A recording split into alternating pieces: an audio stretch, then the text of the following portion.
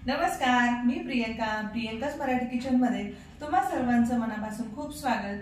तर आज आपल्या किचन मध्ये आपण हॉटेल रेस्टॉरंट्स पेक्षा भारी चवीला असा चमचमीत कोळंबी मसाला बघणार आहोत। आणि आज आपण कांदा टोमॅटो वापरून कोळंबी मसाला कसा बनवायचा ते बघणार आहोत। या अगोदर एका व्हिडिओ मध्ये आपण कांदा टोमॅटो न घालता मालवणी पद्धतीने फिश करी कशी बनवायची ते बघितलेली आहे। रेसिपी आवडली असल्यास पटकन एक लाईक करा। चॅनलला नवीन असाल तर सबस्क्राइब करायला विसरू नका। चला तर मग पटकन रेसिपीला आपण सुरुवात करूया।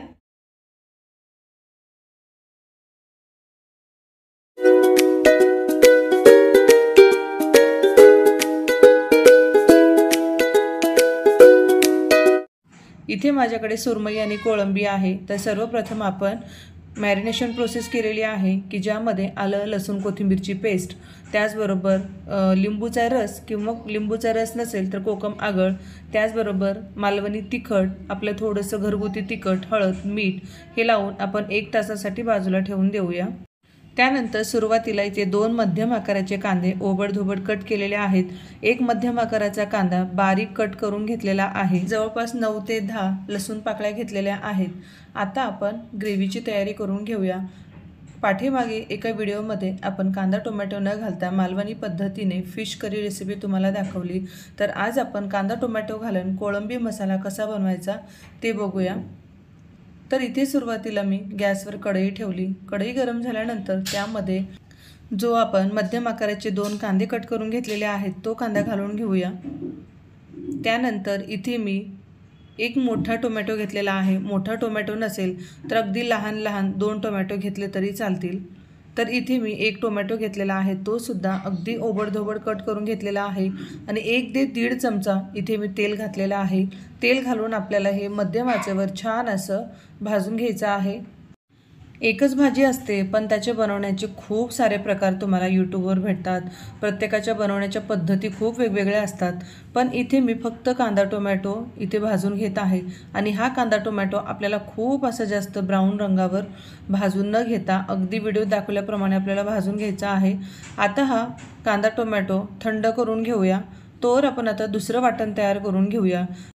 तर इथे मी लसूण, आलं, त्याचबरोबर ओल्या नारळाचे काप घेतलेले आहेत आणि कोथिंबीर घेतलेली आहे। याचे डिटेल्स तुम्हाला डिस्क्रिप्शन बॉक्समध्ये दिलेले आहेत, तुम्ही तिथे जाऊन चेक करू शकता। आता हे छान मिक्सरला मी अशा प्रकारे वाटून घेतलेला आहे। तर आता आपण कोळंबी मसाला बनवायला घेऊया। तर गॅसवरती पॅन ठेवला। पॅन गरम झाल्यानंतर 3 मोठे चमचे तेल घेतलेला आहे। तर या ठिकाणी कांदा टोमॅटोची सुद्धा मी प्युरी करून घेतलेली आहे। तर आपली सर्व प्रोसेस झालेली आहे। तर आपण कोळंबी मसाला बनवायला सुरुवात करूया। तर इथे 10 ते 12 कढीपत्त्याची पानं घातलेली आहेत। कोळंबी मसाला बनवत असताना फोडणीमध्ये खूप सारा कढीपत्ता घातल्यानंतर त्या कोळंबी मसाल्याचा फ्लेवर खूप छान येतो। त्यानंतर आपण एक मध्यम आकाराचा कांदा अगदी बारीक कट केला होता तो आता घातलेला आहे। त्यानंतर यामध्ये 3 हिरवी मिरची घालायची आहेत। हिरवी मिरची ते ऑप्शनल आहे, तुम्हाला जर आवडत असेल तर तुम्ही घालू शकता, आवडत नसेल तर स्किप करू शकता। तर आता आपल्याला इथे कांदा अगदी छान असा तेलामध्ये परतून घ्यायचा आहे। तर या ठिकाणी खूप जण कढीपत्ता आणि लसणाची फोडणी देतात आणि आपलं जे वाटण आहे ते वाटण वापरतात। पण इथे आपण कांदा, त्याचबरोबर कढीपत्ता आणि हिरवी मिरची घातलेली आहे। अशा पद्धतीने सुद्धा भाजी चवीला खूप छान लागते। तर यानंतर आपण जे हिरवं वाटण तयार केलं होतं ते वाटण यामध्ये घालून घेऊया। आणि हे वाटण कच्चं असल्यामुळे यामध्ये आलं लसणाचा जो कच्चेपणाचा वास आहे तो पूर्ण जाईपर्यंत आपल्याला छान तेलामध्ये हे परतून घ्यायचं आहे। त्यामुळे त्या भाजीची सुद्धा टेस्ट खूप छान येते। आलं लसूण जर व्यवस्थित तेलामध्ये परतलं गेलं नाही तर त्या आलं लसणाचा वास पूर्ण भाजीमध्ये येतो, त्यामुळे त्या भाजीची नक्की चवच कळत नाही। त्यामुळे इथे आपल्याला अगदी छान मध्यम आचेवर आलं लसणाचा कच्चेपणाचा वास जाईपर्यंत छान हे तेलात परतून घ्यायचं आहे। हे वाटण तेलामध्ये परतून घेण्यासाठी 2 ते 3 मिनिटे लागतात, त्यापेक्षा जास्त वेळ लागत नाही। हे वाटण मी 2 ते 3 मिनिटं मध्यम आचेवर छान असं परतून घेतलेलं आहे। तुम्ही ते व्हिडिओत बघू शकता। या वाटणाला सुद्धा तेल सुटलेलं आहे। आता आपण यामध्ये मसाले ॲड करून घेऊया। वाटण छान परतलं गेलेलं आहे। गॅसची फ्लेम आता लो करूया आणि यामध्ये मसाले ॲड करून घेऊया। अर्धा चमचा घरगुती लाल तिखट घातलं, त्यानंतर पाव चमचा हळद, त्याचबरोबर 1 चमचा धनेपूड घालायची आहे। त्यानंतर इथे मी अर्धा चमचा मालवणी तिखट घातलेला आहे। त्यानंतर चवीपुरतं मीठ घालायचं आहे आणि हे आपल्याला छान तेलामध्ये परतून घ्यायचं आहे। मसालेसुद्धा या वाटणासोबत छान परतून घ्यायचे आहेत। मसाले ॲड केल्यानंतर हे व्यवस्थित मिक्स करून घेऊया। हे मिक्स करत असताना हे वाटण कोरडं होतं, पण या ठिकाणी आपल्याला लगेचच यामध्ये पाणी ॲड न करता हे थोडंसं आपल्याला एक अर्धा मिनिटभर परतून घ्यायचं आहे। वाटणाबरोबर हा मसाला अगदी छान मिक्स करून घ्यायचा आहे। यामध्ये पाणी न घालता आपल्याला मिक्स करून घ्यायचं आहे, त्यामुळे भाजीला रंग खूप छान येतो। मसाले तेलामध्ये छान परतले गेल्यामुळे भाजीचा रंगसुद्धा बदलतो, भाजीला रंग खूप छान येतो। तर तुम्ही ते बघू शकता, आपण पाणी न घालता मसाले वाटणासोबत छान असे तेलात परतून घेतल्यामुळे रंग खूप छान आलेला आहे। तर या ठिकाणी आता आपण कांदा टोमॅटोची प्युरी घालून घेऊया।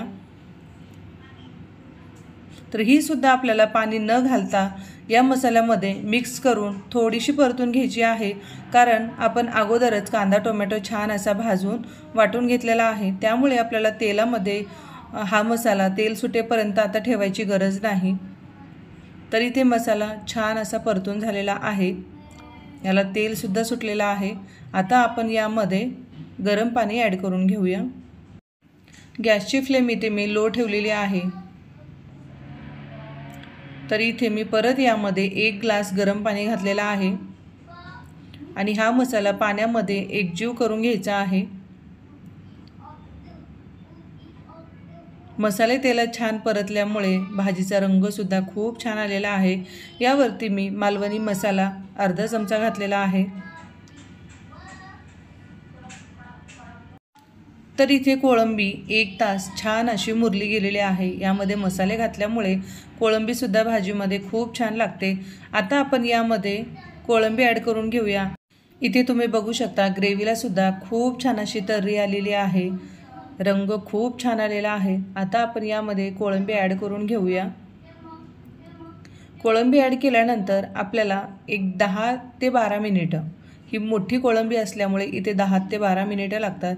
अगदी लहान कोळंबी असेल तर एक 5 ते 6 मिनिटामध्ये कोळंबी अगदी छान शिजली जाते आणि ही आपण 1 तास मॅरिनेट करायला ठेवली होती, त्यामुळे ती शिजायला खूप जास्त वेळ लागणार नाही।